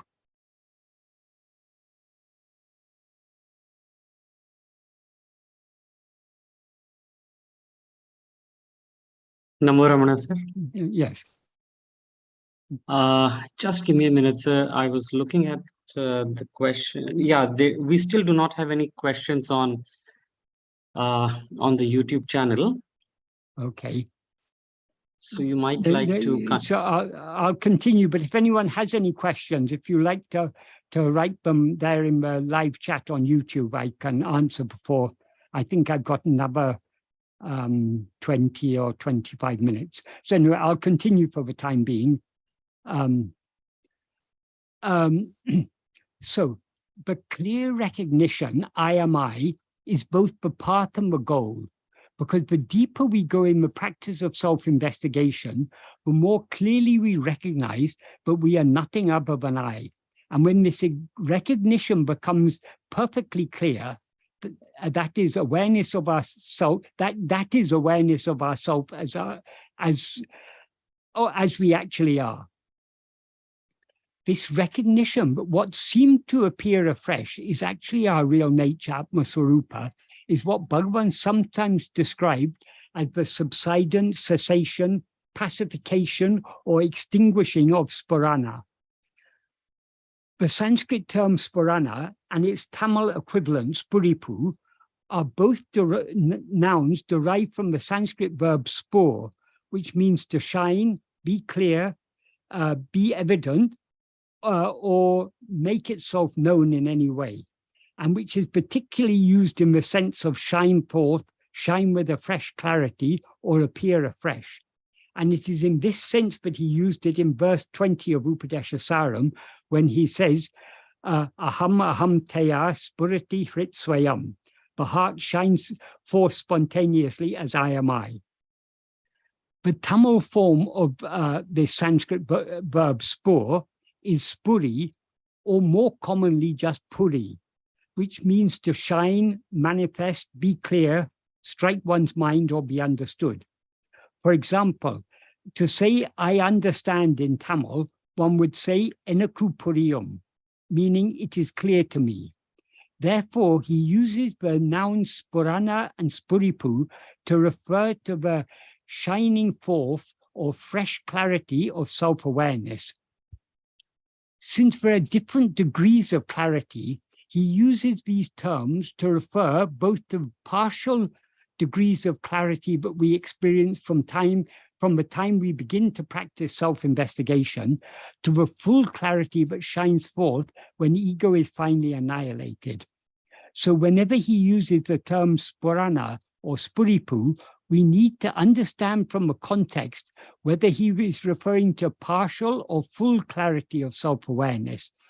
And likewise, when he uses the verb spur or spuri, we need to understand from the context whether he is referring to a partial shining forth or the full and final shining forth of ourself as I am I. Even when he is referring only to a partial degree of clarity experienced during practice, he says that it shines forth as I am I, meaning that it shines forth as awareness of ourself as ourself alone. Because to the extent to which we attend to ourself, it becomes clear to us that we are nothing other than ourself, the fundamental awareness that always shines within us as I. The reason he uses terms such as Spurana, Spuripu, and I am I to refer both to a partial degree of clarity that we experience to the extent to which we go deep in the practice of being self-attentive, and to the infinite clarity that shines forth when ego is annihilated, is that the clear recognition, I am I, recognition of ourself as ourself alone, is both the path and the goal, the means and the end. The deeper we go in the practice of self-investigation, the more clearly we recognize that we are nothing other than ourself. I am just I. And when this recognition becomes perfectly clear, that is awareness of ourself as we actually are. So ego, the false awareness, I am this body, is thereby eradicated forever. As soon as it is eradicated, what seemed till then to be a new and fresh clarity of self-awareness, Spurana, which had been gradually growing clearer until it finally swallowed us entirely in its all-consuming effulgence, is recognized to be natural, sahaja, being what Bhagavan calls Poral Pundram, the whole substance, or Purna Vastu, and Tanam Poral, the substance that is oneself, or Atma Vastu, in verse 30 of Uladunapadu. Pundram, the whole, in verse 20 of Upadesha Undiyar, and Paramapurna Sat, the supreme whole existence, being or reality, in verse 20 of Upadesha Saram. So it is what we always actually are, as he clearly implies in verse 21 of Upadesha Undiyar. That is, as we saw earlier in verse 20 of Upadesha Undiyar, he says that the one shines forth spontaneously as I am I. That is that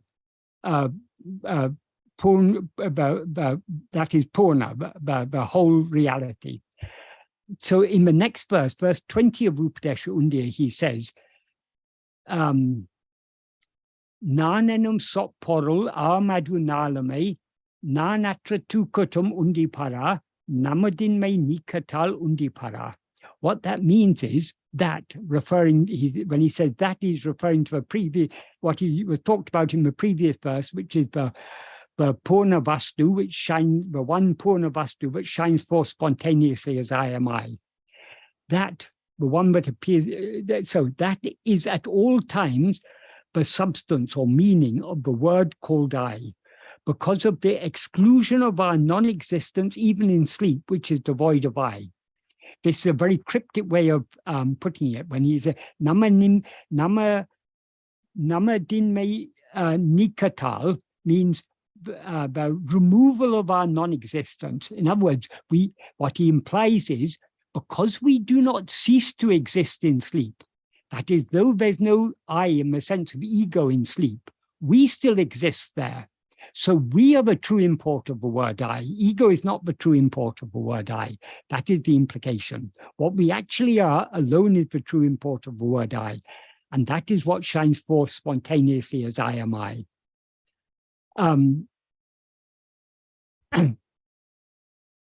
So I mean, there's an important argument he gives here. Because we do not cease to exist in sleep, even though ego ceases to exist in sleep. Ego is not what we actually are. What we actually are is that which remains shining even in sleep. That is the pure awareness I am. And that pure awareness I am is what shines forth spontaneously as I am I when ego dies. That is the implication. We are always aware of ourselves as I, not only in waking and dream, when we rise and stand as ego, the false awareness I am this body, but also in sleep, when we remain as just I am, without rising as I am this or I am that. So what we actually are is only the pure adjunct-free awareness I.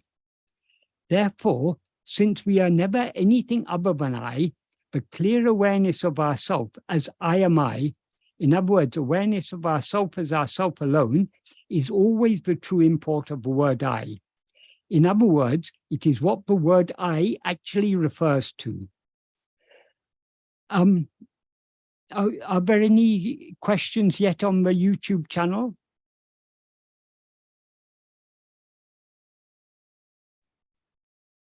Yes, sir. We do have two questions. One Okay. from Mr. Sushil Motwani.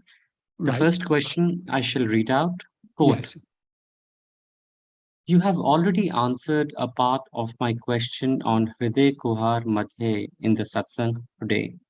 Could you kindly explain the second part of the verse, especially the Majjata and Pavan Chalana Rodhat part? Unquote. Okay, I will do that. I will just give me a minute. That is this this Hridaya Gurha Madhye. Bhagavan first composed this in Sanskrit, and later he composed it in Tamil. So if we refer to both of them, we can get a clear idea. But one thing, before we consider the meaning of this verse, it is very important to remember the circumstances in which Bhagavan wrote this verse. That is, when Bhagavan was living in, I think it was in Virupaksha or maybe in Skandashram. It was anyway, it was when he was still on the hill. There was a young devotee named Jagadisha Sastri. Jagadisha Sastri had been listening for a long time to Bhagavan's teachings, and so he had understood Bhagavan's teachings to a certain extent. One day, he wanted to put his understanding of Bhagavan's teachings, he wanted to encapsulate it in a verse. And he tried to write a verse in Sanskrit, encapsulating what he understood of Bhagavan's teachings, but he struggled and he wasn't able to do so. So he asked Bhagavan to help him. And Bhagavan, as usual in such cases, he declined. But then, hoping that Bhagavan may do so, Jagadisha left his paper and pencil or pen just under Bhagavan's seat in Virupaksha cave or wherever it was, and hoped that when Bhagavan would, or just under his seat, probably it was, maybe Bhagavan was sitting on a mat and it may have been just a little bit under the edge of the mat. So he hoped Bhagavan would complete the verse for him. When he next came there, Bhagavan handed him the verse in which he had written this verse.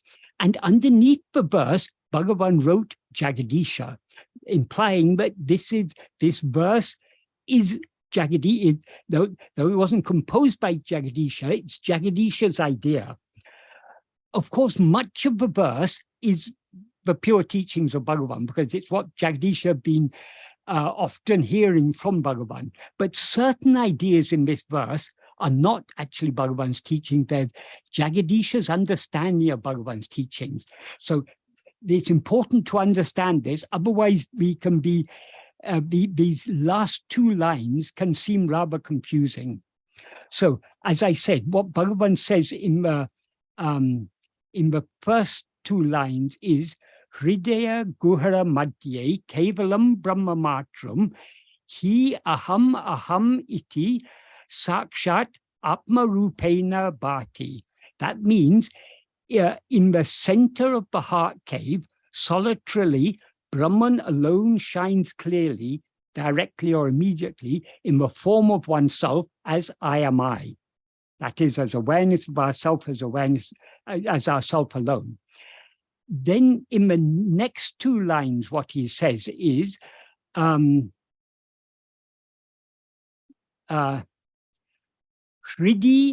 Visha Manasa Swam Chimbata Majita Va Pavana Chalana Rodat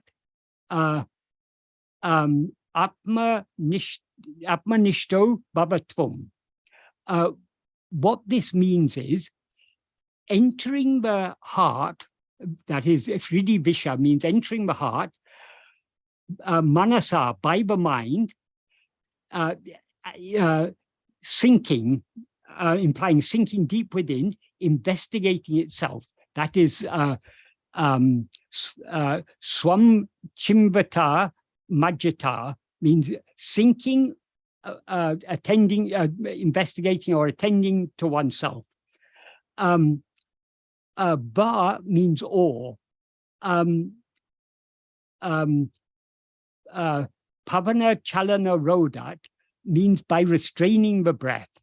Atmanishto Bhavatvam, be one who is fixed as, be you fixed as yourself. May you be fixed as yourself is the implication. So here, this sentence implies that there are two ways to be fixed in Atmanishta. One way, that either way we need to enter the heart, but there are two ways of entering the heart is the implication. One is with the mind sinking deep within, investigating itself, and the other is Pavalana Roda, by restraining the movement of the breath. This is not actually Bhagavan's teaching, because as Bhagavan says, for example, in the 8th paragraph of Nana, Bhagavan ends by saying, Ahayal pranayamam manate adaka sahayam ahume andri manonasam sayadu. That means, therefore, pranayama is just an aid to restrain the mind, but will not bring about manonasa. So according to Bhagavan, manonasa, by pranayama, we cannot remain fixed as ourselves. Because to be fixed as ourselves, to be an Atmanishta, means that an ego has to be annihilated. So this is not actually Bhagavan's teaching. This is what Jagadisha, this is Jagadisha's idea. There is a further confusion about this verse, because Kavyaganta Ganapati Sastri, when he wrote Ramana Gita, he included this verse in, I think it's in the 2nd chapter, if I remember correctly, 2nd or 3rd chapter. And the whole of that chapter, he writes his own explanation of that verse. And according to his explanation, he took it as 3 different paths. In fact, the heading of that chapter is the 3 paths. Because though the word va, which means or, comes once, it is one way we can interpret this verse is swam chimvata, means investigating oneself. Majjita means sinking or sinking within. So we can take it to mean by investigating ourselves, by sinking within, or by controlling, restraining the movement of the breath. So Kavyaganta took it to mean 3 paths, but investigating oneself is one path, sinking within is another path, and restraining the movement of the breath is another path. That is how Kavyaganta understood it. Bhagavan, some years later, Bhagavan was asked by some Malayali devotees who didn't know Sanskrit. He was asked to translate Ramana Gita into Malayalam. So Bhagavan is always ready to oblige. So he faithfully translated Ramana Gita into Malayalam. And when he did so, he interpreted this verse. I mean, he didn't interpret, he followed Kavyaganta's interpretation as 3 paths. So some people take this to mean, oh, therefore Bhagavan agrees with Kaviranta, but that it doesn't actually mean that, because Bhagavan was simply, when he's asked to translate, he translates. Whether he agrees with it or not, he translates it faithfully. What his real idea is on this, because then it became a controversy among devotees, because many devotees felt it's not wrong, right, that is, how is the mind to sink within? Only by investigating ourselves. So that became a controversy among devotees. So Bhagavan then wrote a Tamil version of this verse, and the Tamil version of the verse, he made it clear, but it's only one part. What he says in the Tamil version of the verse is, Idiyamam Guhayin Napan. That means in the middle of or in the center of the cave, which is the heart. Ekamam Brahma Matram, the Brahman alone, which is the one. Adu, that aham as I am I, nere, that nere means directly, in the sense of seeing something directly, in other words, immediately, directly. Avidvidum, that means shines, Anma as oneself.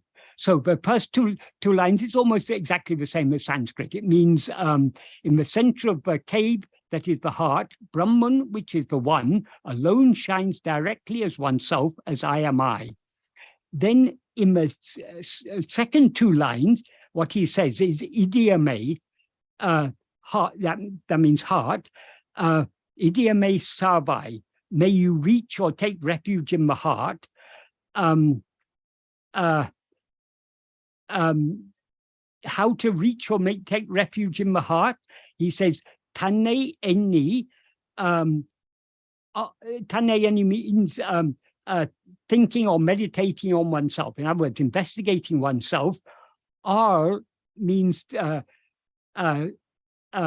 sinks or dives. So by the mind that sinks or dives within investigating oneself, or alladu, or by the Vayu Adun Udan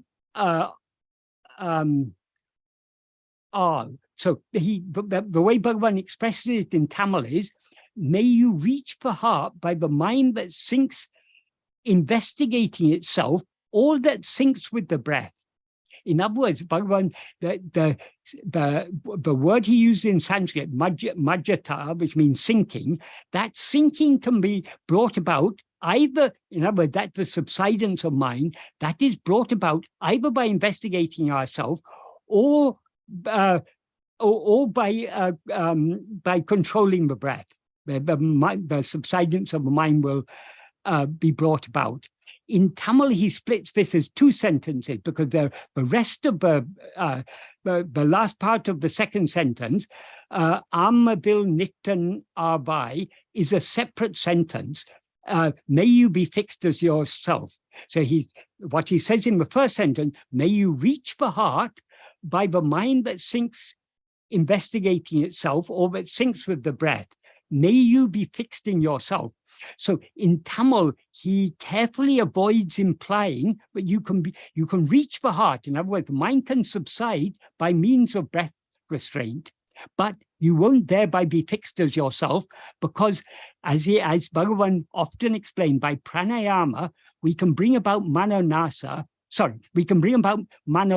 a temporary dissolution of mind, not manonasa. In that sentence I read, the final sentence of the 8th paragraph of Nana, Bhagavan explicitly says, pranayama will not bring about manonasa. So the subsidence of mind that is brought about by pranayama is only a temporary subsidence of mind. That is what he says from the beginning of this 8th paragraph of Nana. He says, for the mind to cease or subside, except vicharana, that's except self-investigation, there are no other adequate means. If made to cease or subside by other means, the mind remaining as if it had ceased will again rise up. In other words, such cessation is only manolaya, because the mind rises from it again. And then he goes on to say, even by pranayama, the mind will cease or subside. However, so long as the prana remains subsided, mind will also remain subsided. And when the prana emerges, the mind will also emerge and wander under the sway of its vasanas. So the clear implication here is that the subsidence of mind brought about by, or the sinking of mind brought about by breath restraint is not permanent. It's temporary. It is not mano nasa, but mano laya. In verse 13 of Upadesha Undiyar, what he says about this is, about mano nasa, mano laya, he says, ileamum nasamum irendu am odakum. That is, dissolution, meaning dissolution of the mind or ego, is of two kinds, laya and nasa. Ilaya tu ulladu erum. What is in laya, or what is subsided in laya will rise. Eradu uru mindadel. If it dies, it will not rise. So that in nasa, if the mind subsides in nasa, it will never rise again. If it subsides in laya, it will rise again. So the type of subsidence or sinking of the mind that is brought about by pranayama is only laya, not nasa, as Bhagavan explicitly says in this 8th paragraph. So we need to understand this verse in the context of Bhagavan's broader teachings. And then we can understand that it is not Bhagavan's idea, but we can bring about Atmanishta merely by breath control. Breath control is not an alternative means.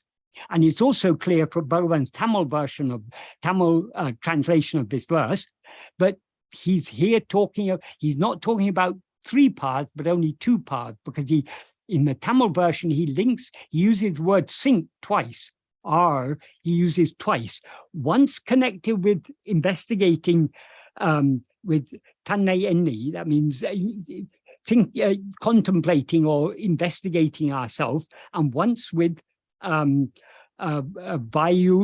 udan, along with vayu adonudan, along with the breath. That means along with when the breath sinks, the mind will also sink. Is the idea.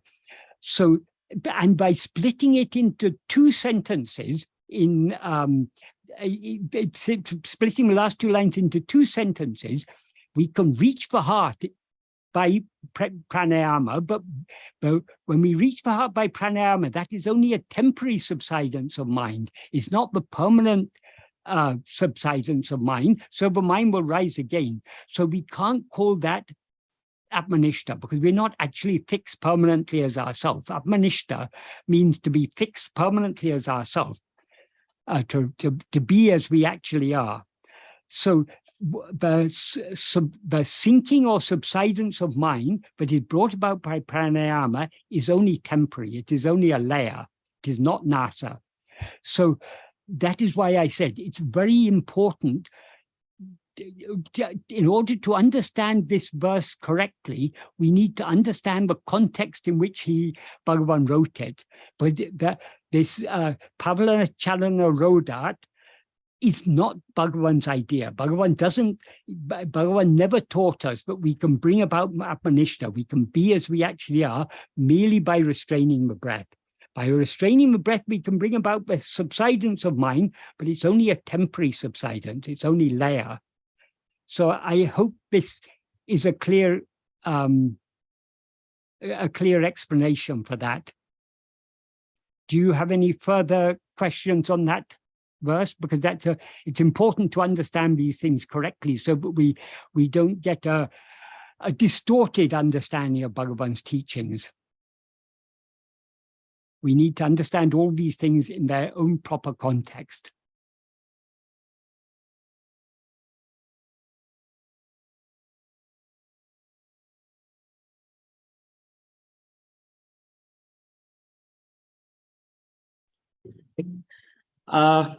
Mr. James, we have Yes. another question from Puru Dubey, and I quote, "When I inquire, who am I? How do I make sure that I'm not stuck again into another thought, I," unquote. And Sushilji is saying, no, sir, unquote. Okay, so I assume the no means he's satisfied with my explanation, I hope. That is right. He's saying yeah, it's quite clear. Thank you. it's quite, okay, right. So when we inquire, who am I, we need to understand the sense in which Bhagavan uses the word vichara and the verb vichari. Vichari means in the context of Bhagavan's teachings. In some contexts, we can use the verb vichari to mean inquire in the sense of to ask a question. That is, in English, the word inquire means both to investigate and to ask questions. It can mean, depending on the context, it can mean either. Likewise with the word vichari, which is the Tamil form of the Sanskrit verb vichar, which means to inquire or investigate. But the sense in which Bhagavan uses it is in the sense of investigation. It doesn't mean asking the question, who am I? So we are to investigate what we actually are. So Bhagavan never said, ask who am I? He said, investigate who am I? That means we need to investigate what we actually are. We can investigate what we actually are only by attending to ourselves. But in order to attend to ourselves, we first need to have a clear understanding of what is meant by ourselves. Now we seem to be this body of mind seems to be ourself.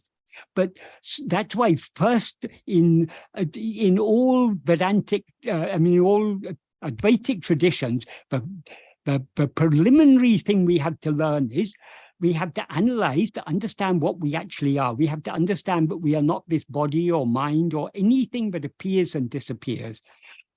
We need to distinguish ourselves as the seer from everything that is seen.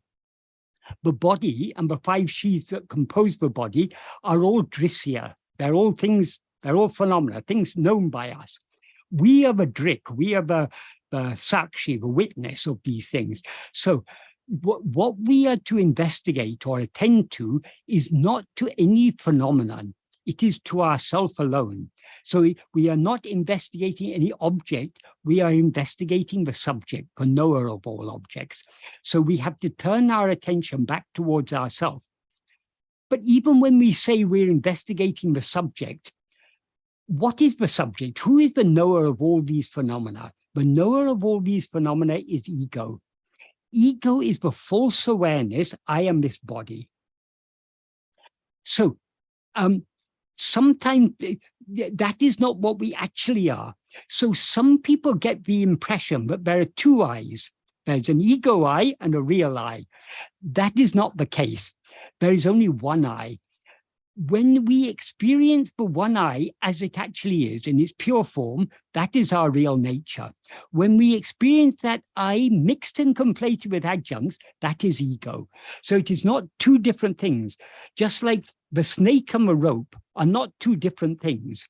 The difference between the snake and the rope is not a difference in substance. They're not two things, one snake and one rope. There's only one thing there. What it actually is a rope, but it seems to be a snake. So the difference between the snake and the rope is not a difference in substance, it's only a difference in appearance. Likewise, the difference between ego and our real nature, what we actually are, is only a difference in appearance. So it's not that there are two eyes. One eye has to find some other eye. It's not like that. There is only one eye. As Bhagavan says in Uludunaptu, being one is the experience of everyone. So we all know we are one. So the ego is the one eye. When it's seemingly mixed and conflated with adjuncts, then it's called ego. So sometimes people used to ask Bhagavan, when you say to investigate, when you say to investigate who am I, what is the I we have to investigate? Is it ego or is it our real nature? Or often they would put it in terms of, is it ego or the self? Bhagavan often would reply to them, investigate ego, that is sufficient.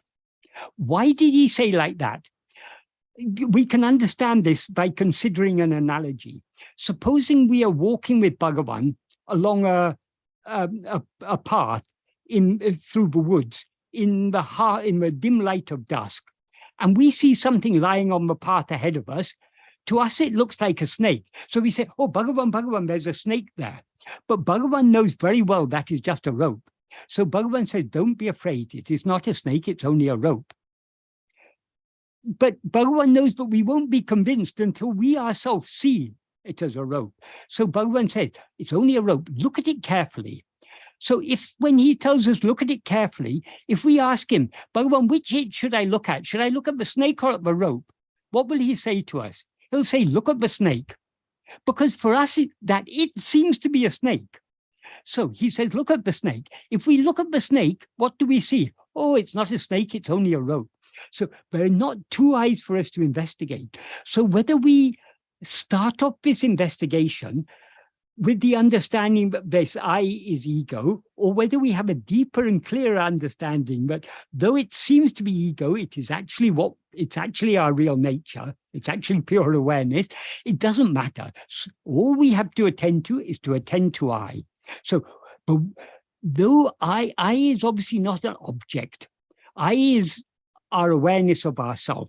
So we are attending only to ourself. We're not attending to anything other than ourself.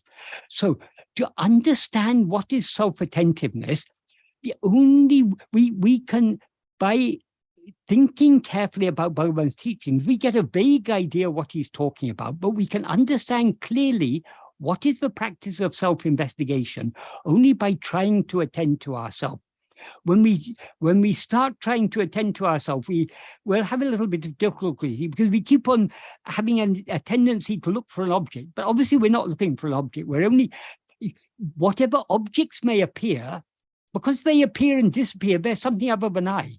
So to whom do these objects appear? We keep on turning our attention back to ourselves. So what we are trying to attend to is not anything that appears and disappears, but that which is permanent, that which is always shining. What is the one thing that is always shining? It is only our own being, I am. That is, in waking, we are aware I am. In dream, we are aware I am. And in sleep, we're aware I am. In waking and dream, we're aware I am. We're also aware, we're not aware of ourselves just as I am. We're aware of ourselves as I am this body. And we are consequently aware of so many other things. In dream, we are not aware of anything other than ourselves, but we are still aware I am. So I am is what is real. So that is what we have to attend to, our own being, our own fundamental awareness of our own existence, I am. That is what we are to attend to. That doesn't mean attending to the words I am. What do the words I am refer to? They refer to our being. That is what we need to attend to. So, but this part, Bhagavan called this Atma Vichara. Vichara means it's an investigation. So how to learn how to investigate ourselves only by investigating ourselves. That is, the more we investigate ourselves, the clearer the way will become. As in any investigation, if you're following an investigation, when you start an investigation, you don't know what the final outcome is going to be. If you know the final outcome, there's no point in the investigation. So we start the investigation. As we proceed in the investigation, the way becomes clearer and clearer. That is, when we're investigating things other than ourselves, we're gathering more information. In the case of investigating ourselves, we're not gathering more information, we're gathering more clarity.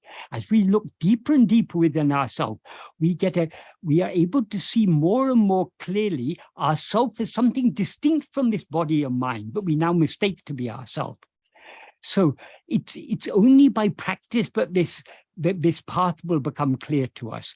But in order to start the practice, we first have to have a clear understanding of Bhagavan's teaching.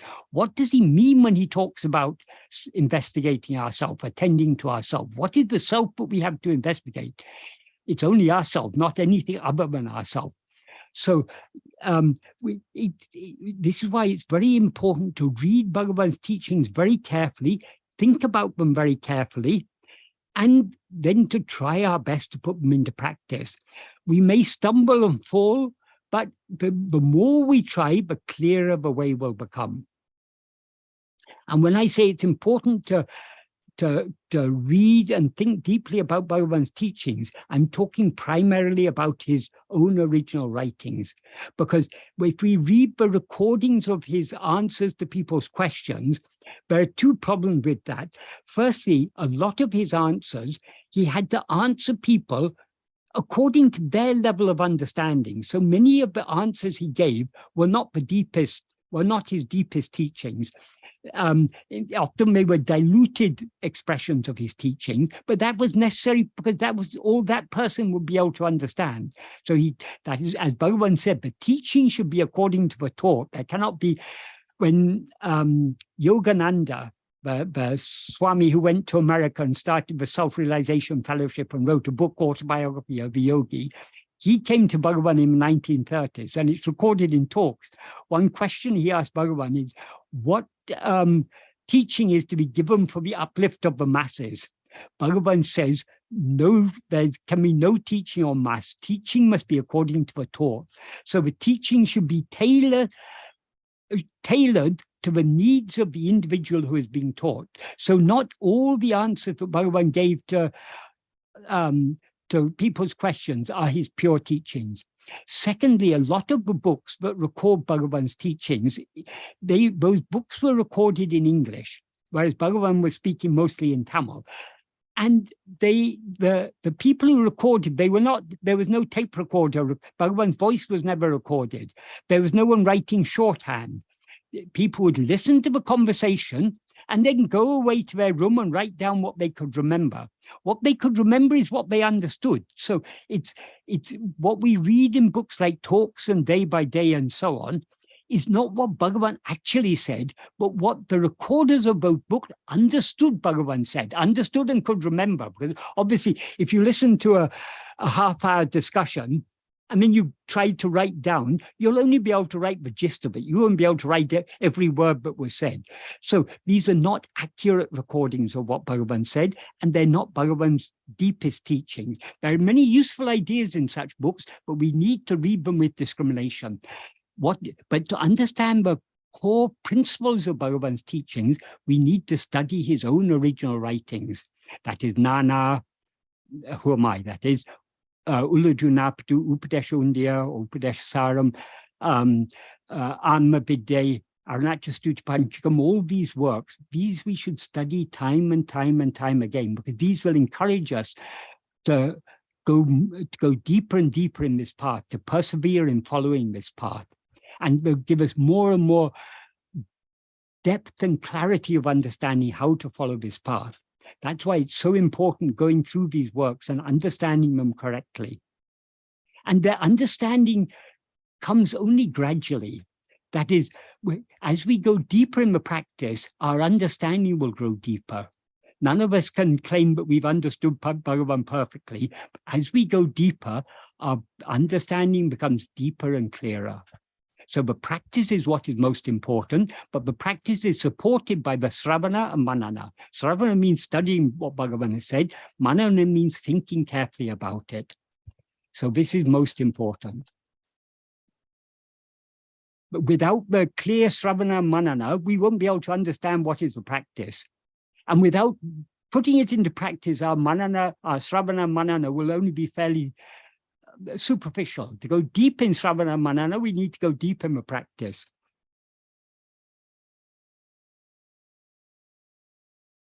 I hope that adequately answered that question. Thank you, sir. I think as a follow-up comment from Puruji, I'm reading one comment on the YouTube channel from Puruji. That to summarize what Puruji has learned, quote, I, the ego, should keep on investigating the ego and it will disappear itself, unquote. Yes, absolutely. Other than that, yes, sir. That is in verse 25 of Uludunapadu, Bhagavan puts it very succinctly. Tedinal otum pidicum. That Tedinal means if seeking. That implies if ego seeks itself, if it seeks to know its own reality, what it actually is, otum pidicum, it will take flight, it will run away. Right, sir. We do not have any more questions on the YouTube channel. Right. You might like to conclude for the day, sir. Yes, okay. So I think that's all for today. Om Namo Bhagavate Sri Arunachala Ramanaya. Namo Ramana, and many thanks for addressing all the devotees this evening, sir. We shall meet you again All next thanks month. to Bhagavan. Oh, yes, absolutely. It is all His grace. It is It all comes all only from Him. We are nothing. very true. 100%, sir. 100%. Namo Ramana, sir. Many thanks. Namo Ram. I shall now request Narayananji at the Raman Kendra Delhi Shrine to conclude with Aksharamana Malai and Arati. Sir. அருணாச்சலமலர்க்கேற்ற அக்ஷரமண மாலை சாற்ற கருணாகர கணபதியே கரம்பருளி காப்பாயே அருணாச்சல சிவ அருணாச்சல சிவ அருணாச்சல சிவ அருணாச்சலா அருணாச்சல சிவ அருணாச்சல சிவ அருணாச்சல சிவ அருணாச்சலா அருணாச்சலம் என அகமே நினைப்பவர் அகந்தை வேறான் அருணாச்சலா அழகு சுந்தரம் போல் அகமும் நீயும் தினமாயிருப்போம் அருணாச்சலா அகம்புகுந்தீர்த்துள் அககுகை ஹீரையாய் அமர்வித்ததென் கொல் அருணாச்சலா ஆறு தாயனை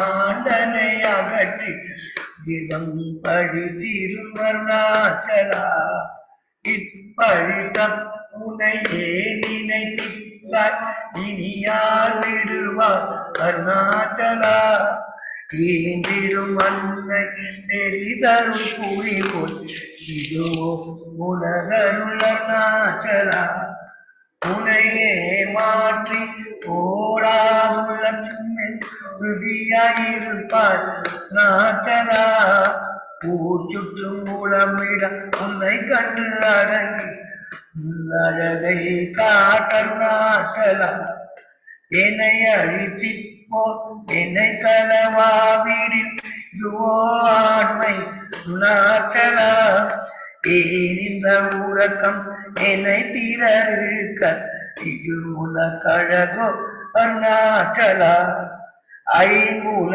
கழுவர் அகத்தினில் புகும்போல் அகத்தில் நீ இல்லையோ அருணாச்சலா ஒருவனாம் உன்னை கோழி தேவர் வருவார் சூதே இது அருணாச்சலா ஓங்கார பொருள் உயர்வில்லை உனையார் அறிவார் அருணாச்சலா அவ்வை போல எனக்கு அருளை தந்து ஆழ்வது உன் கருணாச்சலா அருணாச்சலசி அருணாச்சலசி அருணாச்சலசி அருணாச்சலா அருணாச்சலசி அருணாச்சலசி அருணாச்சல சிவ அருணாச்சல அருணாச்சல சிவ அருணாச்சல அருணாச்சலம் வாழி அன்பர்களும் வாழி அக்ஷரமண மாலை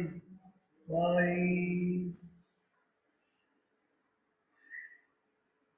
ஓம் பூர்புவஸ்வ தஸ்ஸோதரோவாணியம் भर्गो देवस्य धीमहि धियो यो न प्रचोदयात् सत्यं दोर्गेण प्रसन्नामि ओम स्तोमं स्वाहा ओम प्राणाय स्वाहा अपानाय स्वाहा ज्ञानाय स्वाहा ओम उदानाय स्वाहा समानाय स्वाहा ब्रह्मणे स्वाहा ओम नमो भगवते श्री अरुणाचल रमणाय नमः नमो भगवते श्री अरुणाचल रमणाय नमः नमो भगवते श्री अरुणाचल रमणाय नमः कात्याय नमः सुब्रह्मण्याय स्वामीनाथाय नमः दक्षिणामूर्तिये नमः नटराजाय भैरवाय नंदीश्वराय शिव पार्वती नमः शिवाय शिवाय नमः शिवाय मृगंडघोषीरं नैवेद्यं समर्पयामि मध्ये मध्ये पानीयं मृगपुत्रावसं समर्पयामि नीराजनं समर्पयामि नीराजनानन्तरम् आस्मनीयं समर्पयामि श्रीजीवनसमायुक्तं नागवल्लीचलयुगं कर्पूरसूर्णसंसंविद्युतां कर्पूरनीराजनं श्रीरमणमहर्षिः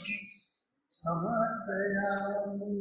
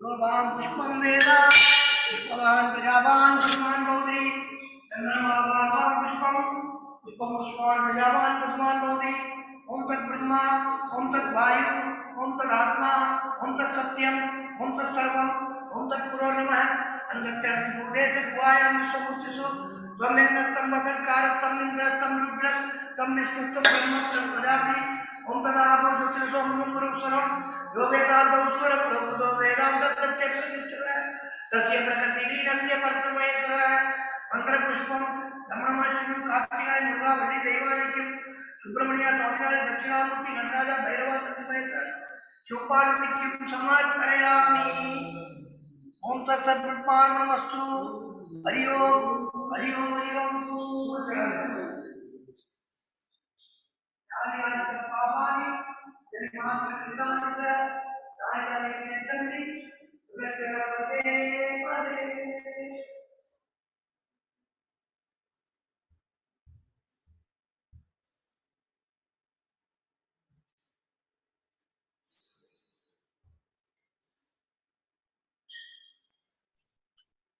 Namo Ramana.